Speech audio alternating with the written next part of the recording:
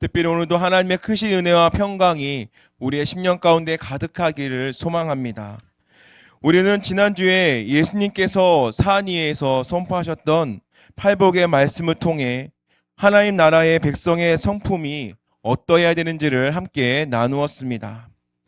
심령이 가난하고 애통하고 온유하며 또한 의에 줄이고 긍휼히 여기고 마음이 청결하고 화평하게 하는 자, 또한 의를 위해서 박해를 받는 자를 말씀하시면서 예수님께서는 비워낸 자 그리고 낮아진 자가 진정한 승리자다라고 선포하셨습니다.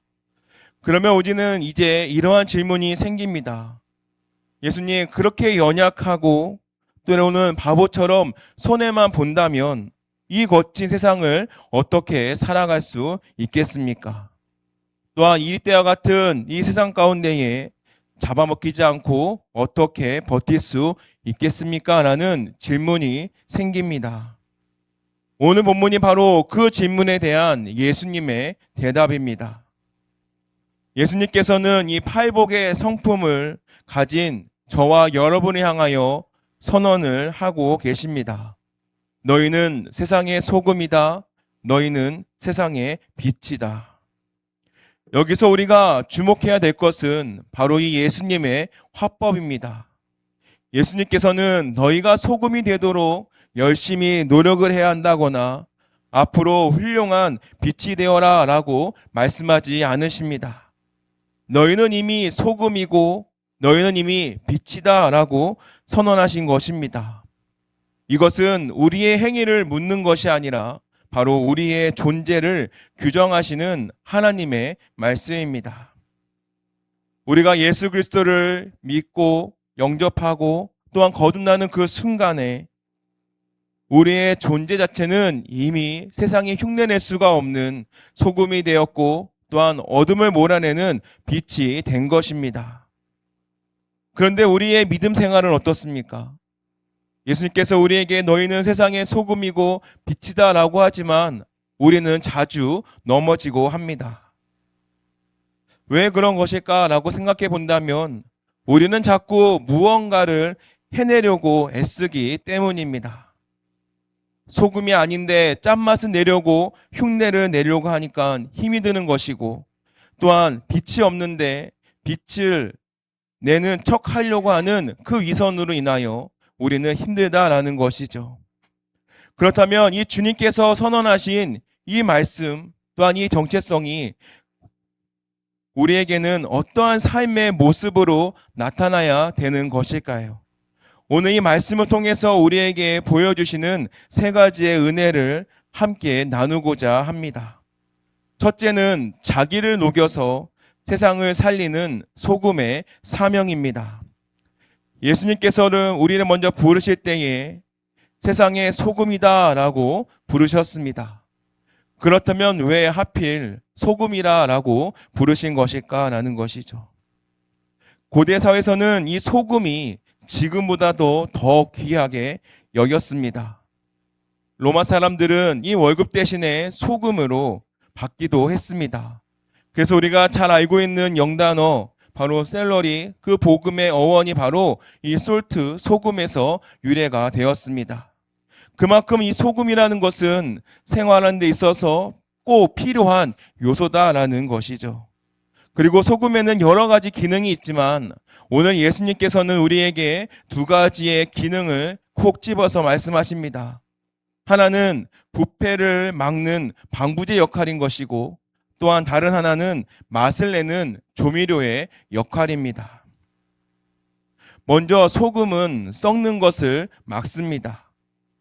냉장고가 없던 시절에는 생선이나 고기를 보관하는 유일한 방법이 있다면 바로 이 소금에 절이는 것이었습니다. 세상은 가만히 두면 썩어 들어갑니다.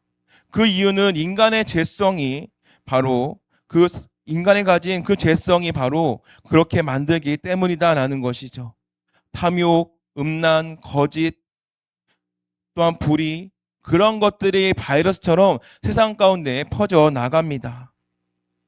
그러한 부패의 한복판 세상 가운데에 예수님께서는 우리를 소금으로 뿌려 놓으셨습니다.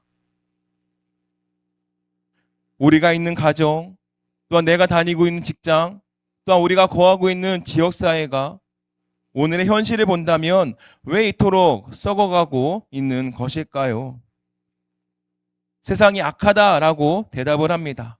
이것도 맞습니다. 하지만 엄밀히 말하면 그곳에 뿌려진 소금인 우리가 그 역할을 제대로 하지 못하기 때문입니다. 소금이 부패를 막기 위해서 반드시 치러야 될 과정이 있습니다. 그것은 자신이 녹아져 없어져야 된다는 것입니다. 소금의 결정체가 그대로 남아있다라고 한다면 생선을 짜게 할 수도 없거니와 또한 생선의 부패를 막을 수도 없습니다. 소금이 그 형체 그대로 있다라고 한다면 그것은 이제 딱딱한 돌덩어리에 불과하다라는 것입니다. 이처럼 소금은 그 형체가 사라져야 합니다. 물에 녹고 또한 재료 속에 녹아져야지 바로 그때의 썩음을 막아내는 것이고 맛을 내게 됩니다. 우리가 지난주에 나눴던 말씀, 우리가 평안을 만들기 위해서는 내가 죽고 내가 손해를 볼 때에 만들어진다라고 말씀을 함께 나누었습니다. 그러나 교회 안에서 여전히 내가 살아있고 나의 자존심이 여전히 날선 것처럼 세워져 있다라고 한다면 우리는 아직 녹지 않은 소금 덩어리에 불과한 것입니다. 그리고 그 소금 덩어리들은 서로 부딪히면서 요란하게 되고 상처만 남기게 된다라는 것이죠. 그래서 예수님께서는 13절의 말씀을 통해서 우리에게 경고하십니다.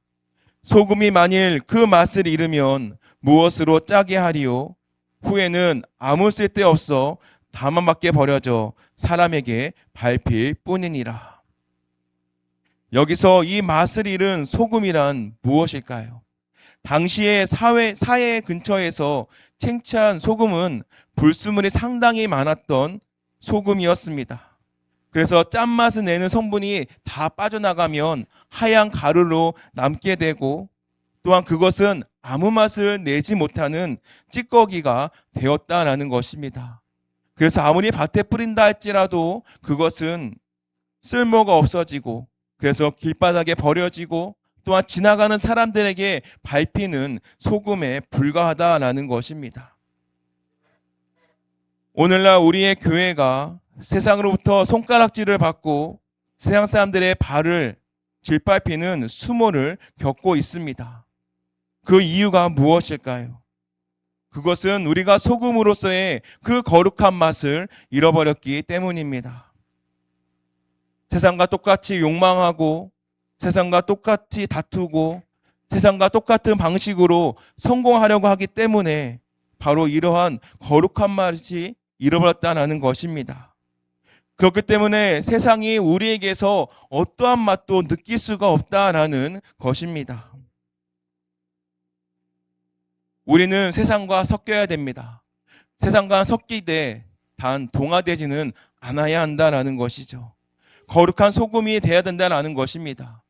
부패한 곳에 이 소금이 뿌려질 때에 따가운 고통을 준다 할지라도 그 살을 도려내고 생명을 살리는 역할을 우리가 해야 한다라는 것입니다. 그렇다면 우리의 교회 모습은 어떻습니까? 우리는 썩은 것을 도려내고 그리고 생명을 살리는 치유의 역할을 감당하고 있습니까? 하나님의 뜻이라는 그 명분 아래에 교묘하게 나의 의의를 세우고 있지는 않으신가요? 아니면 내가 가진 기득권을 내려놓지 못하고 고집을 부리면서 이 편 내 편을 가리고 있는 그러한 분열의 모습을 세우고 있지는 않으신가요? 만약에 그렇다고 한다면 우리는 세상과 전혀 다를 바가 없습니다. 그것은 맛을 잃고 길가에 뿌려진 소금에 불과합니다. 내가 죽어야 교회가 사는 것이고 내가 녹아야 가정이 산다라는 것, 바로 그 소금의 영성을 회복하시기를 바랍니다. 둘째는 착한 행실로 하나님을 보여주는 빛의 사명입니다. 예수님께서는 이어서 너희는 세상의 빛이다 라고 선언하고 있습니다. 소금은 보이지 않는 곳에서 내면을 변화시키는 것이라면 이 빛이라는 것은 드러나서 어둠을 몰아내고 있는 외적인 영향력을 의미하고 있습니다. 14절 말씀에 보면 예수님께서는 너희는 세상의 빛이라 산 위에 있는 동네가 숨겨지지 못할 것이요 라고 말씀하셨습니다. 이 당시에 팔레스타인의 집들은요, 주로 산기슭이나 언덕에 함께 모여 있었습니다. 그리고 밤이 되면 집집마다 켜놓은 등불로 인하여 매우 상당히 밝아졌고 멀리서도 그 마을의 위치를 알 수 있었습니다. 이것처럼 빛의 본성은 바로 드러남입니다. 빛은 감출 수가 없습니다. 캄캄한 방에 촛불 하나만 놓더라도 그 어둠은 순식간에 물러갑니다. 그런데 오늘 본문에서 보면 예수님께서 15절 상반절에 사람이 등불을 켜서 말 아래에 두지 아니하고 등경 위에 두나니라고 하십니다. 여기서 말이라는 것은 바구니나 통을 의미하는 것이고 또한 우리가 잘 알고 있는 대박을 의미합니다. 상시적으로 불을 켜놓고 그 위에 바구니나 통을 두는 사람은 없습니다. 왜냐하면 불이 꺼지거나 그 바구니나 통이 태워지기 때문입니다. 그렇다면 이것은 우리에게 무엇을 의미하는 것인가? 바로 우리의 신앙이 교회의 울타리 안에 머물러서는 안 된다라는 것을 우리에게 말씀합니다.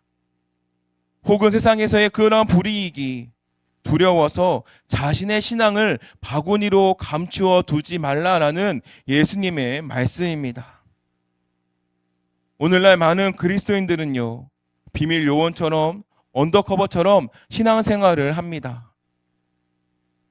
직장에 있는 동료들은 내가 교회 다니는 것을 모릅니다. 식당에서 밥 먹을 때조차도 기도하는 것이 꺼려져서 눈을 단순히 깜빡하고 식사를 하는 경우도 있고, 학교에서는 우리의 아이들은 친구들에게 교회를 다닌 것조차 감추면서 아이들과 함께 지냅니다. 심지어 교회에 대한 어떠한 비판적인 소리가 들리면 거기에 대해서 대응하는 것이 아니라 오히려 그때는 슬그머니 자리를 피해가는 그러한 모습이다라는 것이죠. 바로 이러한 세상의 조롱이 두려워서 빛을 가린다라는 것입니다. 그러나 예수님께서 말씀하십니다. 16절 말씀에 보면 너희 빛이 사람 앞에 비치게 하라라는 것입니다. 그렇다면 그 빛이 무엇인가? 바로 이어서 나오는 말씀입니다. 그들로 너희 착한 행실을 보고 하늘에 계신 너희 아버지께 영광을 돌리게 하라. 여기서 말하는 착한 행실은 단순히 어떠한 도덕적인 착하게 살거나 기부를 많이 하는 그러한 행위가 아닙니다. 지난주에 나누었던 그 팔복의 성품이 흘러나오는 것이 바로 착한 행실입니다. 2세기경에 로마의 한 지식인이 당시의 기독교인의 삶을 관찰하고 기록한 디오그네투스에게 보낸 편지, 바로 유명한 문헌이 있습니다. 그는 당시에 우리 믿음의 선배들을 이렇게 묘사합니다. 그리스도인은 자신의 조국에 살지만 마치 나그네와 같다. 그들은 육신을 입고 살지만 육신을 따라 살지 않는다. 그들은 땅에서 시간을 보내지만 그들의 시민권은 하늘에 있다. 영혼이 육체에 깃들어 육체를 지탱하듯 그리스도인은 세상에 깃들어 세상을 지탱하는 영혼과 같다. 바로 이것이 빛입니다. 세상과 섞여서 살아가고 있습니다. 하지만은 세상과는 전혀 다른 가치관으로 세상이 무너지지 않도록 바로 떠받치고 있는 영혼 같은 존재가 바로 이곳에 앉아있는 저와 여러분이 되는 줄 믿습니다. 세상 사람들은 하나님을 직접 볼 수 없습니다. 그들이 하나님을 볼 수 있는 통로가 있습니다. 그것은 바로 믿는 우리의 모습을 통해서 하나님을 볼 수 있다라는 것입니다. 우리가 손해보는 삶을 산다 할지라도 정직하게 살아갈 때에, 또한 나를 공격하는 사람이 있다 할지라도 온유함으로 품어줄 때에, 또한 절망적인 상황 가운데 있을지라도 평안을 잃지 않고 기뻐할 때에, 바로 그것이 하나님 있는 우리들의 삶의 모습이고, 세상 사람들은 우리의 모습을 보면서 도대체 저 사람 안에는 무엇이 있길래 저럴 수 있는가라며 궁금해한다라는 것이죠.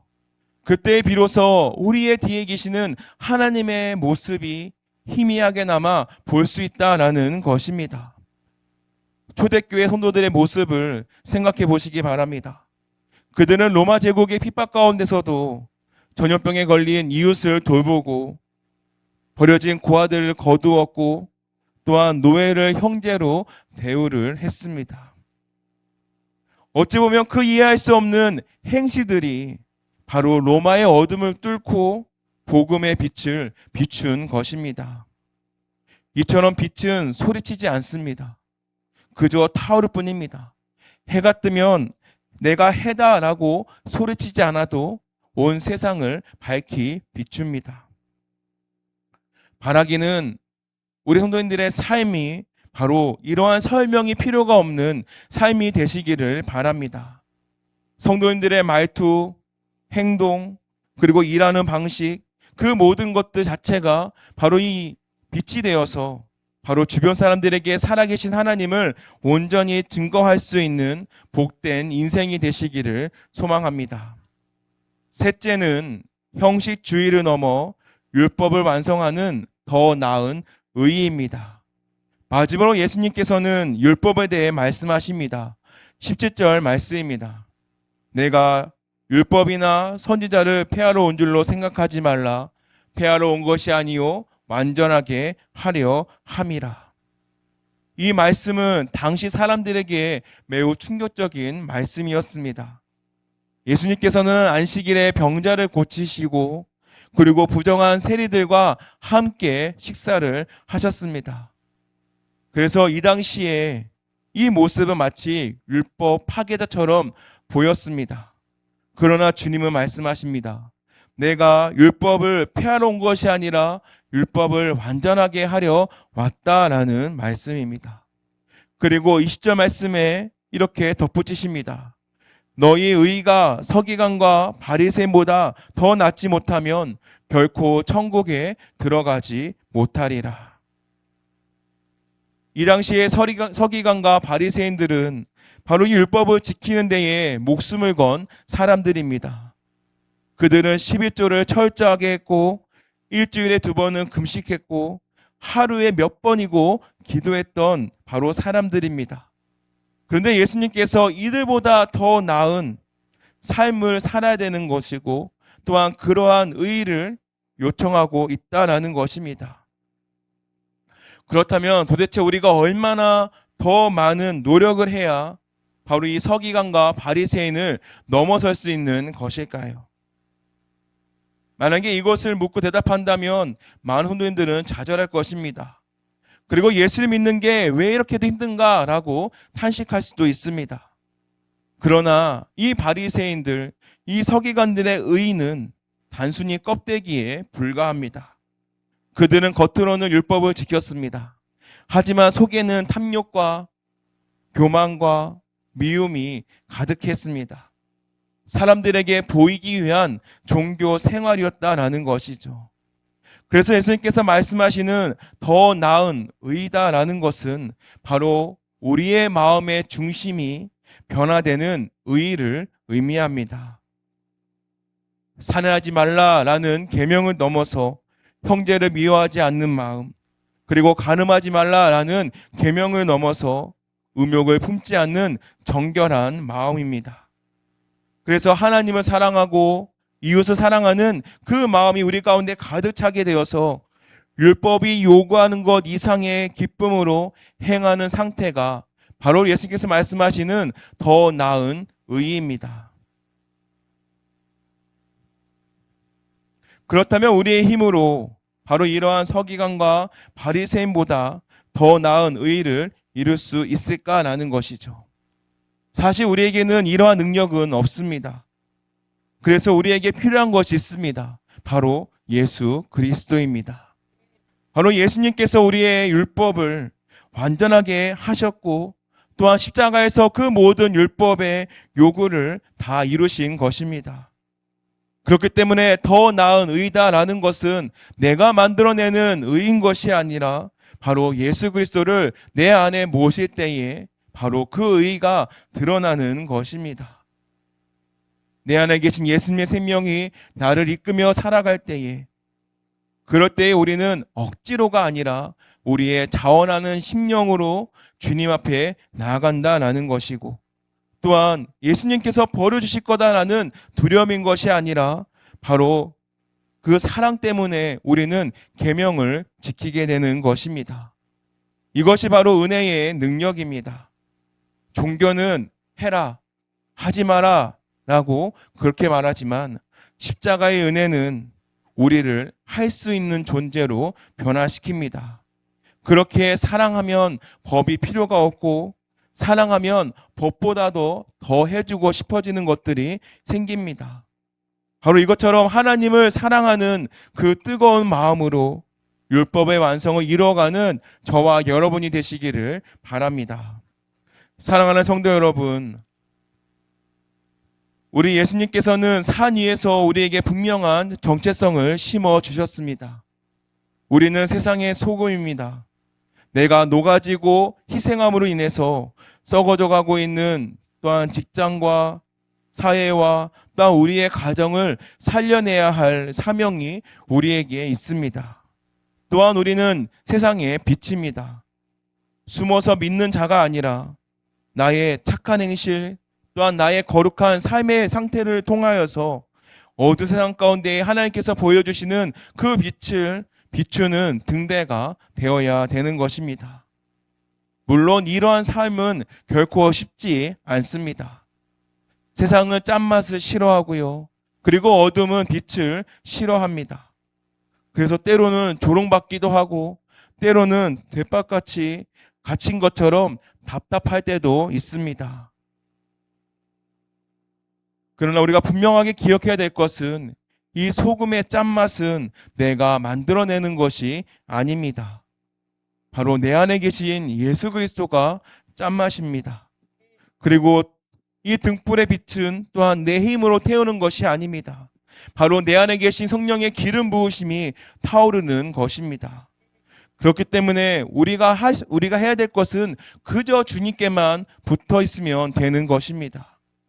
십자가의 은혜가 내 심령을 적시면 우리는 저절로 맛을 내게 되는 것이고 또 우리는 빛을 드러내게 되는 것입니다. 그때에 바로 이 형식적인 서기관과 바리새인의 그 일을 넘어서 바로 우리는 예수 그리스도의 심장을 가지고 세상을 사랑하고 섬기게 되는 줄 믿습니다. 그리고 그때야말로 우리를 통하여서 살아계시는 하나님을 보게 되는 줄 믿습니다. 이번 한 주간 우리 성도님들이 머무시는 그곳이 성교지심을 선포하시기를 바랍니다. 그래서 세상을 더욱더 사랑하고 섬길 때에 세상은 비로소 우리의 모습을 통하여 살아계신 하나님을 보게 되는 줄 믿습니다. 그래서 세상에 흉내낼 수 없는 거룩한 맛을 내시기를 바랍니다. 또한 세상에 감출 수 없는 그 빛을 비추시기를 바랍니다. 그래서 이 삭막하고 또한 이 어두운 이 땅 가운데에 하나님의 영광을 드러내고 또한 복된 하나님의 자녀가 되시기를 주님의 이름으로 축원합니다. 이 시간 주신 말씀을 기억하며 함께 기도하겠습니다.